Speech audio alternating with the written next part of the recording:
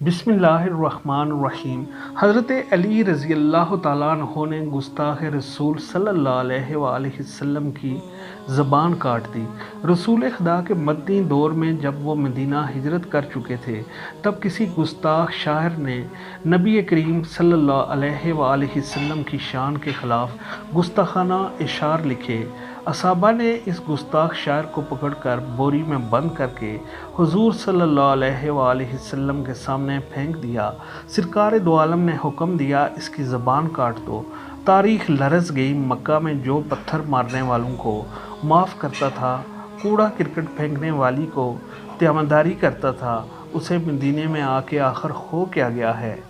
بعض صحابہ کرام نے عرض کی کہ یا رسول اللہ، میں اس کی زبان کاٹنے کی سعادت حاصل کروں گا۔ حضور نے فرمایا نہیں، تم نہیں۔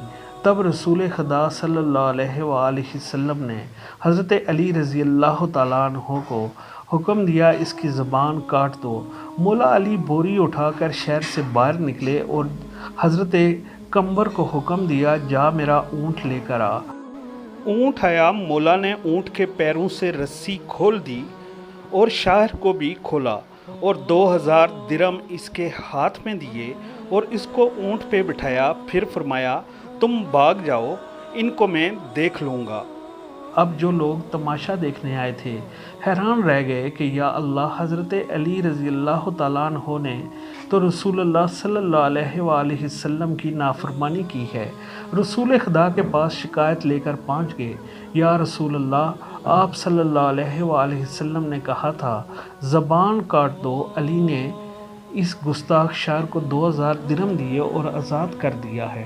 حضور مسکرائے اور فرمایا، علی علیہ السلام میری بات سمجھ گئے، افسوس ہے کہ تمہاری سمجھ میں نہیں آئی۔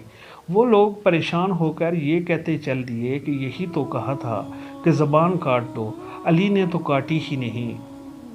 اگلے دن صبح فجر کی نماز کو جب گئے تو کیا دیکھتا ہے، وہ شاعر وضو کر رہا ہے۔ پھر وہ مسجد میں جا کر حضرت محمد صلی اللہ علیہ وآلہ وسلم کے پاؤں چومنے لگتا ہے۔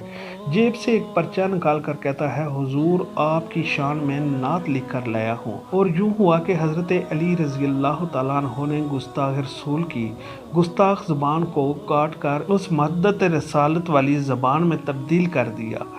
حوالہ دعائم الاسلام جلد 2۔